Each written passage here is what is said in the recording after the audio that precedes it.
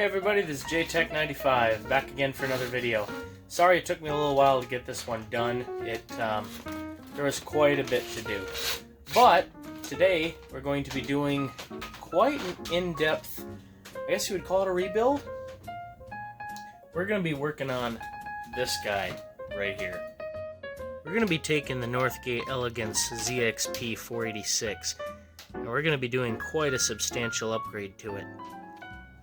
We're going to be upgrading the RAM from 4 to 8 megs, upgrading the hard drive to this Caviar 2540 540 meg drive, unboxing an Intel OverDrive DX2 processor to put in it, and putting a MediaVision Pro Audio Spectrum 16 sound card inside of it.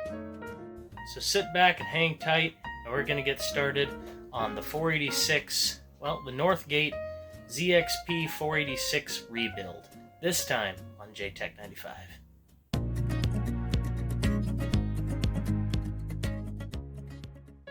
Welcome back to Pt.95. So, a lot of you guys may have seen the video I did not too long ago where I was doing kind of a mini video showing how the computer worked with its original setup, which is a 486 SX20 with 4 megs of RAM. I think it was a 100 megabyte hard drive, no sound card, and yeah, pretty basic machine, and that's how it came when I got it. And as far as I know, I think that's how it was. I think the machine was pretty much stock from the original owner. It may have had Windows 3.0 on it originally when it was built. It was upgraded to 3.1, judging by some of the programs that were on the machine. Like it had Reversi, which did not come with Windows 3.1. But anyway, today we're going to be upgrading the crap out of this machine. As I said, we're going to be upgrading the hard drive to a much needed 540 megabytes. Because right now the drive that's in it is full. Like I think it's got like maybe 5 megabytes free left on it. The reason I'm doing this is because I want to keep the original hard drive intact in case I ever want to, revert it back to how it was originally. And on top of that, I want more room. Yeah, and we're going to be putting a Pro Audio Spectrum 16 card inside of it. This is the first time I've ever used a PAS 16, as they're many times called. And we're going to be upgrading the RAM from 4 to 8 megabytes. And unboxing this Intel DX2 OverDrive processor. And if it does what it's saying it's going to do, it'll essentially turn this machine into a 486 DX2-66. So, we're going to give this a shot and see how it goes. So let's get started. So the first thing we got to do is get the cover off the case. It's actually pretty simple. I've already taken the liberty of getting the screws removed from the back, so it should be just as simple as taking the cover off. So let's get the cover off the case here. There we go. So as you can see inside here, pretty basic setup. We got a 486 SX20. We got an Opti 82C206 or 392 under here chipset. Yeah, whoever had the CMOS battery before, or whoever put in the new CMOS battery, kind of did a different style of job here. They mounted it on a PCB and wired it up this way. Which, I mean, I guess that works. Ain't nothing wrong with it. And for a video card, looks like we got a Cirrus Logic GD5420 in there. If my camera will focus. There we go. So yeah, we're going to be changing quite a few things in this. So the first thing I had to do was change the jumper settings here. It was set for an SX processor. I had to set it for a DX2, and I also had to set it for 33/66 megahertz. Up here in the corner of the screen, you'll see the guide that I used here on the retro web. I'll put a link in the description below. This is a great website when looking up what kinds of processors or motherboards and different settings, jumper settings you need for boards and things like that. So let's really quick get this processor out of here.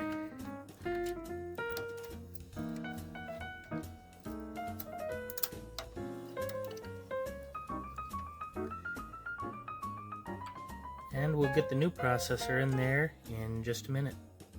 We're also going to upgrade the RAM, which is buried under this huge mess. So let's get in there.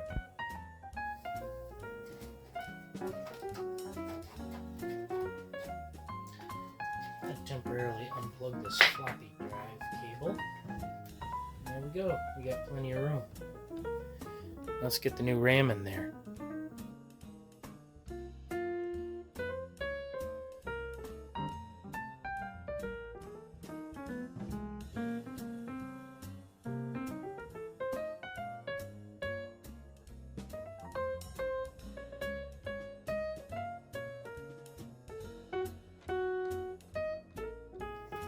There we go. RAM is completely populated. Me likey. Now we have to swap out the hard drive. Got the screws out, and it should just slide out of there. Nice and easy. Cool. New hard drive is installed in the caddy. I'll just have to slide it back in there.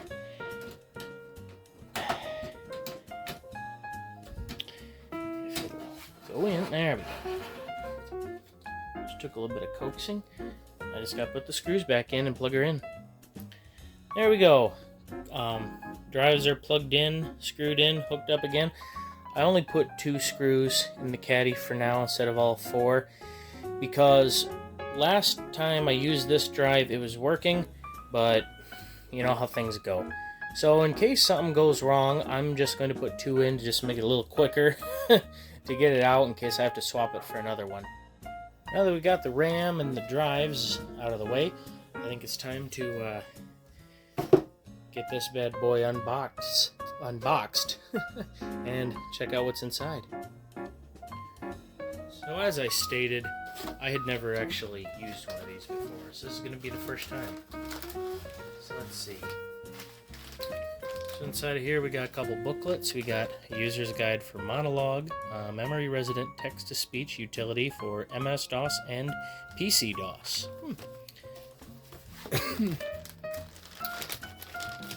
Inside this bag we have what looks like messy here. Couple of mail-in things. Whoops, bumped the camera there. Try out CompuServe free. Return this card or call us for your free user ID and password. Cool, I'll mail that in tomorrow. Monologue text-to-speech synthesizer. Read me first.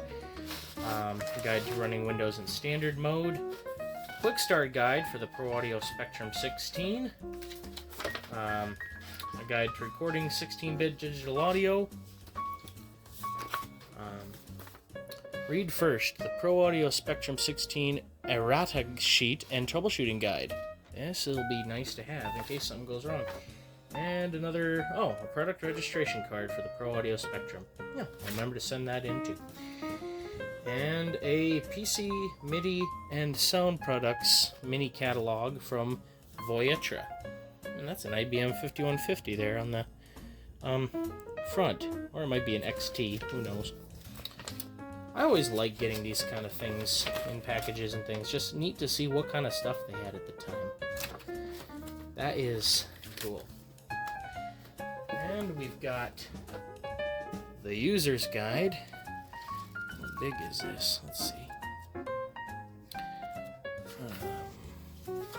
Not counting a few blank sheets and the index, we have little over 162 pages. Oh my gosh. Another nice thing to have with it. And before I get to the cards, of course we have to talk about the discs. We've got a disc Monologue for DOS version 3.1. The MediaVision installation discs 1 and 2. and the Pro Audio 16 Windows drivers. Very nice. Sorry, my camera wasn't focusing very well there. And of course, the pride of the whole thing. I don't know why this wasn't in the static bag. The card itself. MediaVision Pro Audio Spectrum 16. I think this is going to be a really nice card. I really do. I'm going to have to check the jumper settings and make sure everything's all set on this before I plug it in. But that shouldn't be too hard. And now I think it's time to unbox this bad boy. I'm really excited about this. So I picked this up not too long ago, and been thinking about a video I could do with it, and today's the day.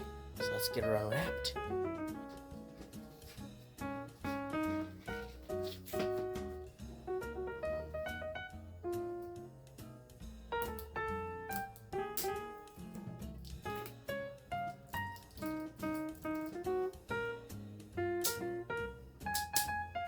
I had an actual pair of box cutters, but I have no idea, or not box cutters, but like a letter opener kind of thing I use for unwrapping.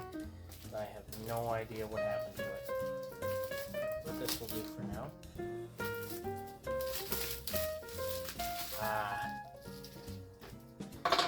Very, very nice. Whoops. Oh. Glues didn't hold anymore. This was a little old. Let's see what we got in here.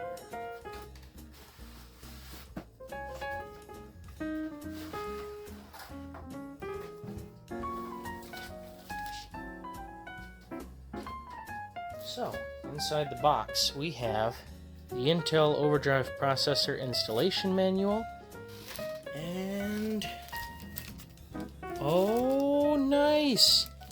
A actual CPU puller tool. That is a nice thing to have. Let's get this bad boy open here. Didn't do that the best way, but it'll do.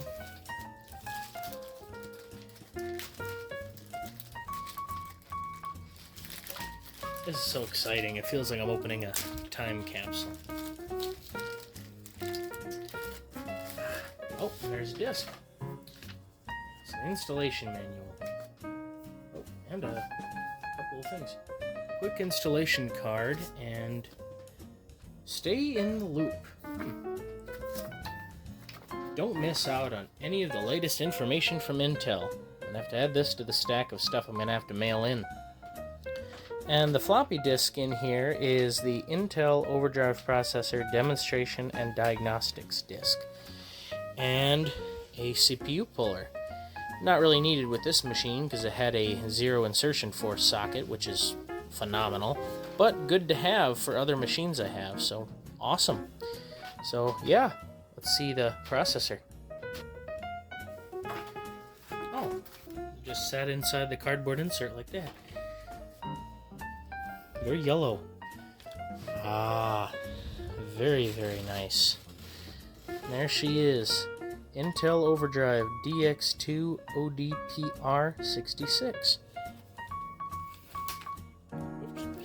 Oops. Trying to open this thing up as delicately as I can without completely destroying the packet. Well, that failed. The plastic is pretty old, so I'm not surprised. So it looks like I'm just gonna have to open this. By force. There we go. Yeah, brand new, never been used. That is fantastic. I've always wanted to do a kind of overview of one of these processors. Look at that thing. Ain't that a pretty sight? But let's get this thing into the machine. Now, a very important thing to keep in mind is always make sure that you have your processor put into the hole the right way. Otherwise, you can fry the processor, you can damage the board, a whole bunch of things. So always put in the processor the same way that it came out. No excuses. It can cause serious problems. Trust me, I should know. I did it once. So we should be able to lock this in here now.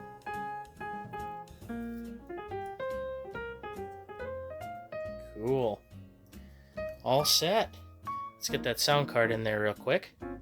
And I have an empty slot right here on the end, so that should work just fine.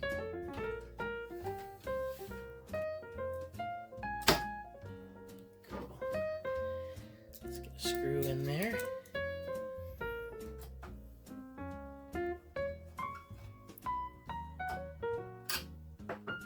Cool. All set. I think she should be ready to fire up, so let's give her a try. Really quick, one other thing I'm going to change is I'm going to change out that video card for this Trident 8900D. This is just a better card than the one that's in it, and since I'm putting a DX2 in there, I want to have a little better video card. I mean, shoot, might as well, right? It's already a part.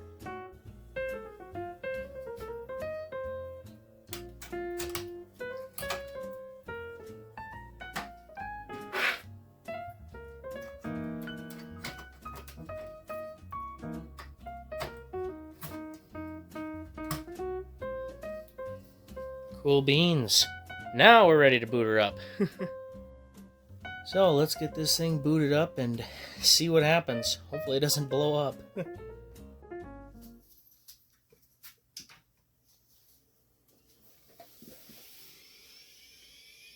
Oh! Hey! We've got a light from the monitor. Cool. I'm going to turn off this light over here really quick so we can see a little better. That didn't help, it helped a little. Yep, unexpected amount of memory found. Math coprocessor hardware information incorrect. Run setup.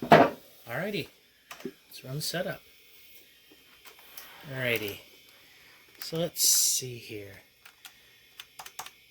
We have 640K of base memory, 8 megs of extended. Yes, yes. Type 48, we're going to have to change that. Okay, let's check the other pages really quick. Yes. CPU speed. Oops.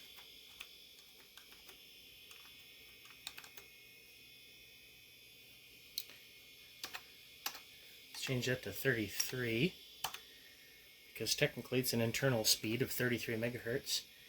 Cache wait state 0. Okay, that's fine. Let's change this hard drive. Now, give me 1 second. Let me check the specs on this drive. There we go. Got the hard drive set. Cool. Okay. Now, save and reboot. I'm curious if anything's on this drive. I can't remember what I had on it originally.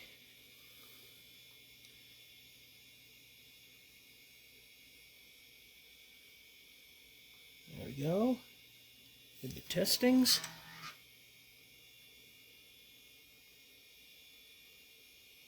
Checking hard disk drive.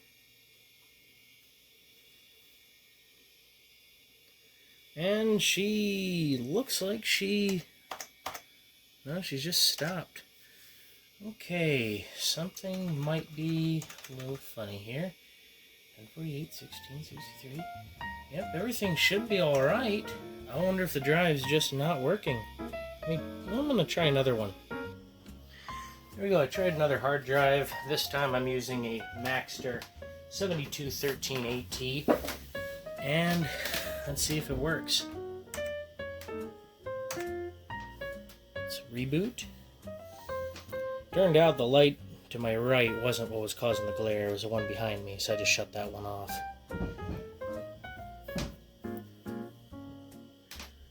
Okay, let's skip the memory test. Oh, wrong button. Cool, it seems like it passed everything. Okay, looks like there's nothing on the hard drive, which, not surprised, I can't remember using this one.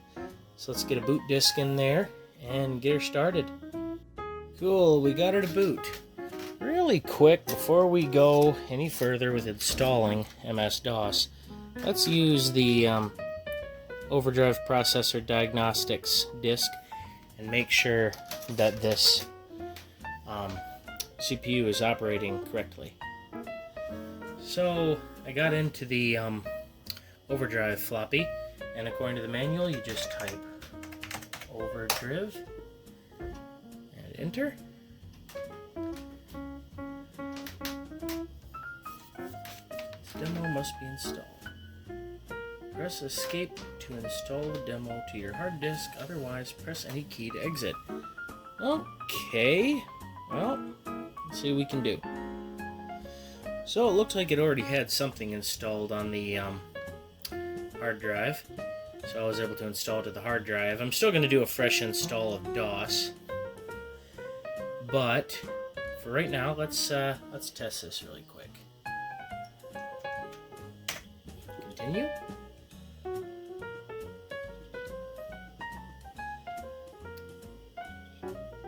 I should have tested this before I put in the new processor. I'd like to see what kind of upgrade I'm getting. Oh well.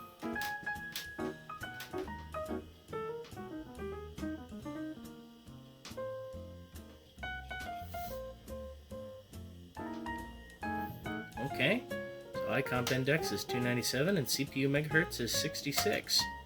Cool.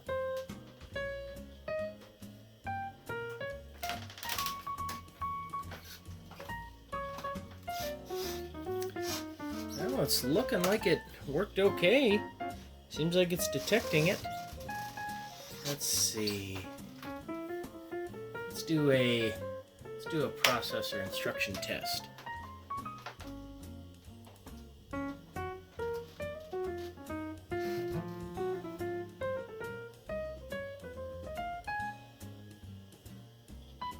Cool, it passed. I like to see that. And let's do the other one, the floating point conformance test.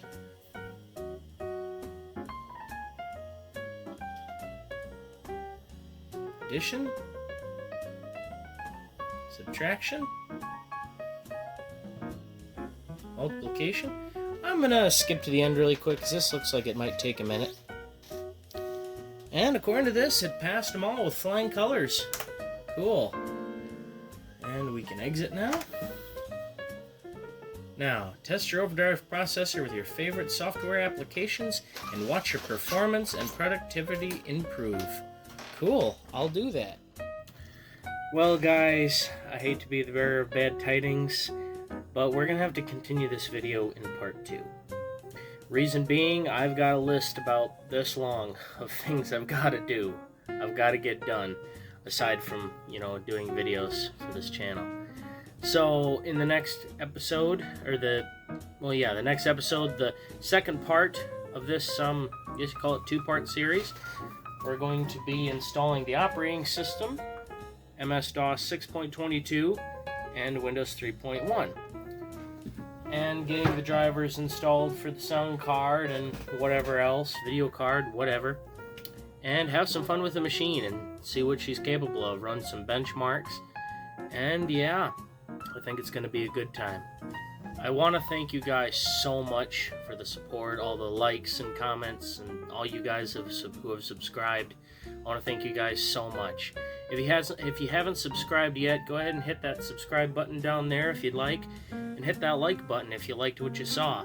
And comment what you thought of the video. If there's anything that I can improve upon, or anything you'd like to see in future videos, questions about what the video is about, just have at it. I love hearing from you guys, and I love reading you guys' comments. So anyway, I hope to see you guys in the next video, and hope you all stay safe and be smooth. Catch y'all later.